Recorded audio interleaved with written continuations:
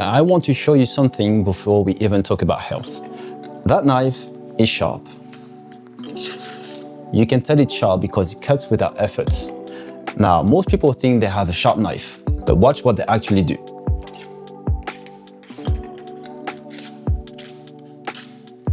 They apply more pressure, and the more pressure you have to apply, the duller your knife truly is. Holding a shiny object in your hand doesn't make it a knife. A knife cuts effortlessly, period. Your health works exactly the same way. How do you know you're healthy? It's not about what you can do, but how effortlessly you move through life.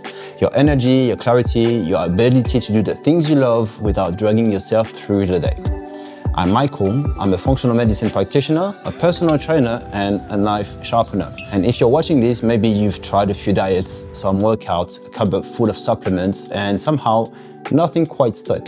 You felt a bit better for a while, then drifted back. I want to tell you why that happens. And it's not because you're lazy or weak or lacking willpower. It's because you were sold a quick fix for a problem that doesn't really have one. This channel is about something different. It's about treating your health the way it actually works, as one connected system, not a collection of separate problems to patch one at a time. Here's the truth I've learned after years of coaching. Your genes are most likely not the problem. It's your environment, and that is totally up to you. So what is your environment? It's 5 pillars. Your sleep, your stress, your nutrition, your movement, and your mindset. Now, think of these 5 as links in a chain, and a chain is only as strong as its weakest link. Because the 5 are not separate, they are all deeply, inseparably connected.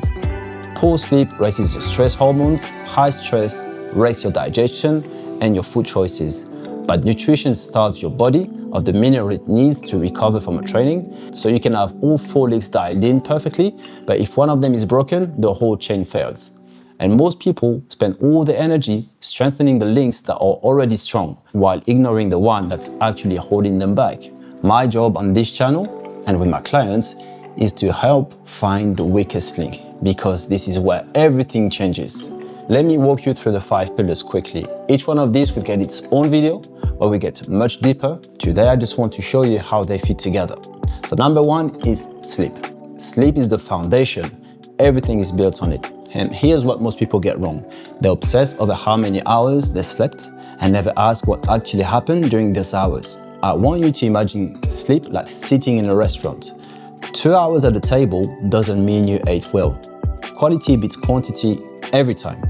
If your sleep is broken, nothing else in the system can work. So we start here. Number 2 is stress. And I don't mean the feeling of being busy, I mean the physiological loads your body carries, often without you even noticing it. Chronic stress keeps your body in fight or flight. It dysregulates your hormones, disrupts your digestion, and quietly makes you more prone to disease. You might not feel stressed, but your nervous system might be screaming, and the right test will show it. And this is why I'm so cautious about people throwing themselves into brutal workouts or supplement protocols because they are trendy. If your system is already overloaded, more intensity is not the answer. Number 3, nutrition. And if you've been counting calories, I want to gently set you free from that. Counting calories is like judging a book by its page count. A bowl of processed cereal and a plate of eggs with greens and avocado can have the same amount of calories and do completely opposite things to your body. The real question is not how many calories, but how many nutrients you get from the food that you eat, and does it get absorbed properly. How the food you eat has been prepared plays a crucial part in your nutrition. This is why I make this video from the kitchen, because this is where most of your nutrition should come from, not from the outside. Most people are deficient in the same handful of micronutrients: your B vitamins, your magnesium, your zinc, your iodine, and so on. Not because they eat poorly, but because they don't know what their body is actually missing. If I would ask you to rate your nutrition from a scale of 1 to 10, you would probably give it a 7 or 8. But to rate it properly, you would have to know what your body needs from a nutritional point of view. And this can be very, very specific to you. Keep in mind that you can't fix what you don't measure. Number 4 is movement. And let me be very clear about this one because it gets misunderstood constantly. Lift weight, seriously, get strong. Muscle is not decoration. It's the largest metabolic organ that you have.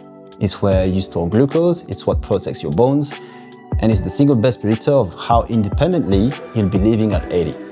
Nothing else comes close. So get under a barbell, learn to squat, hinge, press, pull, and carry, and get progressively stronger over months and years, not weeks. But strength alone isn't the whole picture. 3 things make a body work, and you need all 3. Strength is 1, endurance is 2nd. Your endurance work is what builds your mitochondria, the engines inside every one of your cells that actually produce your energy. More mitochondria, better mitochondria means more energy for everything. Not just training, thinking, recovering, living. And you don't build that by destroying yourself. Most of it comes from long walks, steady cycling, zone 2, boring, and completely non-negotiable. Of course, there's a time and a place for sprints and interval training, but first, we build a strong foundation. And the third is mobility, because strength you can't express through a full range of motion is not going to be useful for you. Mobility is what keeps your joints healthy, keeps your tissues reliant, and keeps you out of the physio's waiting room. It's the difference between a body that lasts and a body that keeps breaking down. Strong but stiff, you'd get hurt. Mobile but weak, you'd get hurt. You need both on top of an engine that can actually go the distance. And then use it. Lift weights to be strong and develop a skill along the way. Perform your first pull-up, then 10. Do a handstand, learn to jump a fence, play a sport that you enjoy. For example, I myself play foot volley. It is the most fun and intense exercise that the gym alone cannot offer. A strong, endurance, mobile, and enjoying it, that's the whole goal. And number 5, the one that makes all the others possible, is your mindset. There's a saying, whether you think you can or whether you think you cannot, you're right. No one is going to do the work for you. My role is to give you the tools and pull you out of what's keeping you stuck. And very often, what's keeping you stuck is your own self-limiting beliefs. Have you ever tried a diet thinking it won't work? Or a fitness program but you didn't want to get too big? A meditation practice without being focused? We all have self-limiting beliefs and cognitive biases that may impair our progress. Resetting your self-talk and adopting the right mindset will increase your progress tenfold. Stop comparing yourself to others, compare yourself to who you were yesterday. That's the only scoreboard that matters. So here's what I need you to take away from this video. If you've been sluggish for months or years, there's no single supplement, no one workout, no magic protocol that fixes everything. Anyone selling you that is selling you a dull knife wrapped in shiny paper. And let me come back to that knife because there's something I didn't tell you at the start. In all my years of sharpening knives, I've never once met a knife that was too sharp. There's no such thing. A knife is meant to cut. There's no upper limit, only how well it's been cared for. Your body is the exact same thing. You can never be too strong, too mobile, too energetic, too clear-headed. There is no ceiling where your body say, that's enough vitality for today, thank you. That's what a body is for. Just like a knife is meant to cut, a human is meant to move, think, and thrive. And that's why pressure never works. When your knife stops cutting, you don't press harder, you sharpen it. You look at the blade, you find out where the edge has gone. So before you push yourself harder, look at your own edge. Look at your sleep, your stress, your food, your training, your head. Roughly 80% of your results come from 20% of the work. And that 20% is controlling your environment.